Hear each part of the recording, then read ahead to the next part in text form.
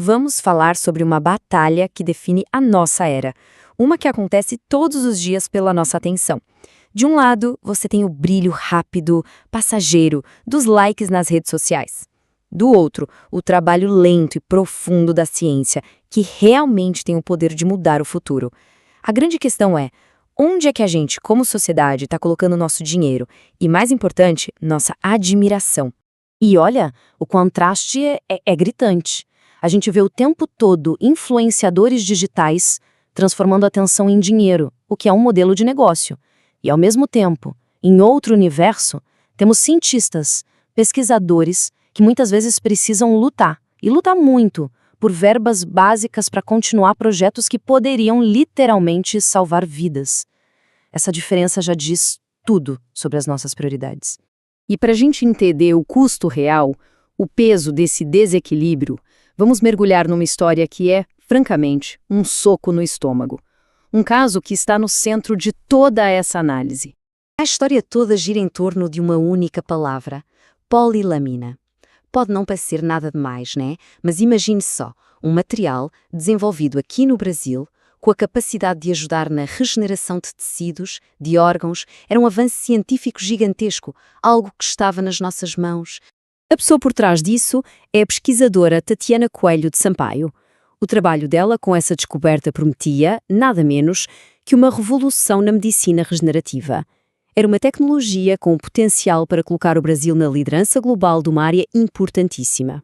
E aqui que a história fica inacreditável. A gente não perdeu essa tecnologia por falta de talento, não foi por falta de inovação.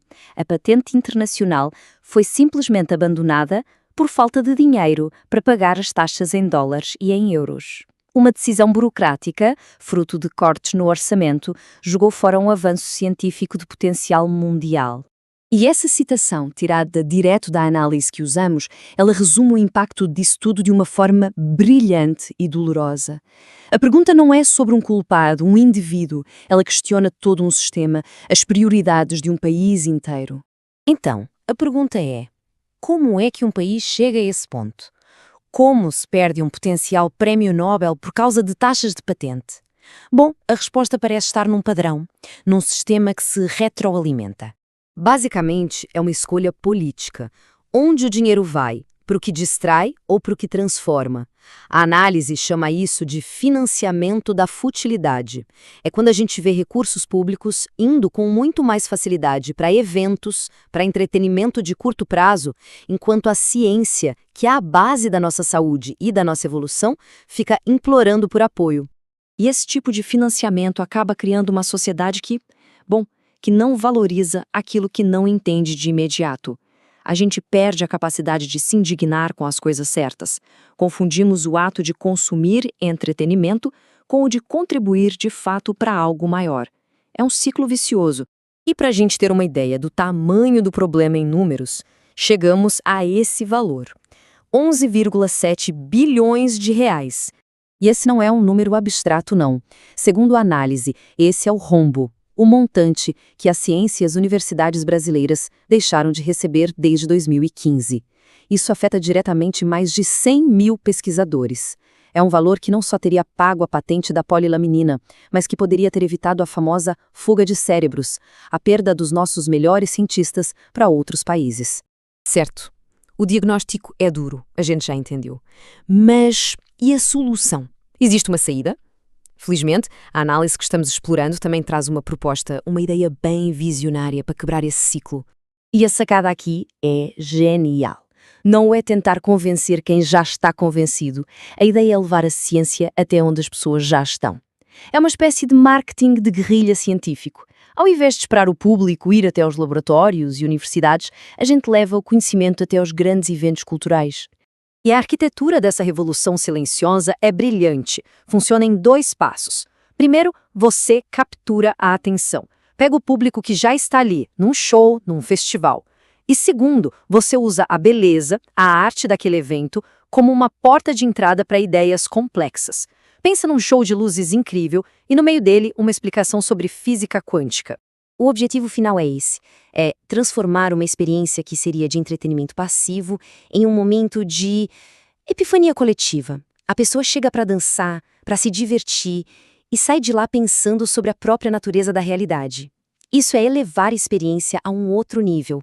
E isso não é teoria, não. Imagina só os cenários práticos. Antes da sua banda favorita subir ao palco, uma conversa rápida sobre a física do som.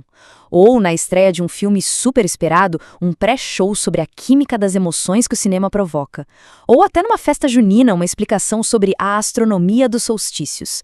De repente, a ciência vira parte da nossa cultura, do nosso lazer. Ok, a ideia é fantástica. Mas o ponto principal é como a gente tira isso do papel e transforma numa mudança real. A lógica é poderosa e direta. A partir do momento que você cria uma cultura que se fascina, que se maravilha com a ciência, você cria pressão popular. A conta política muda. Os governantes começam a sentir que a população quer mais do que só entretenimento. Ela quer investimento no que realmente importa. E aí a gente fecha o círculo, voltando ao problema original. Uma sociedade que já teve um gostinho do fascínio da mecânica quântica ou da engenharia acústica, essa sociedade não vai achar normal, não vai aceitar a notícia de uma descoberta revolucionária como a polilaminina foi perdida por falta de pagamento de uma taxa. Torna-se simplesmente inaceitável. No final das contas, a pergunta que fica não é uma resposta, mas sim um começo, um convite. É um desafio para todos nós repensarmos o que a gente, como sociedade, escolhe valorizar, celebrar e, no fundo, financiar. Porque a escolha entre investir em neurónios ou apenas em likes é o que vai definir o futuro que a gente está construindo agora.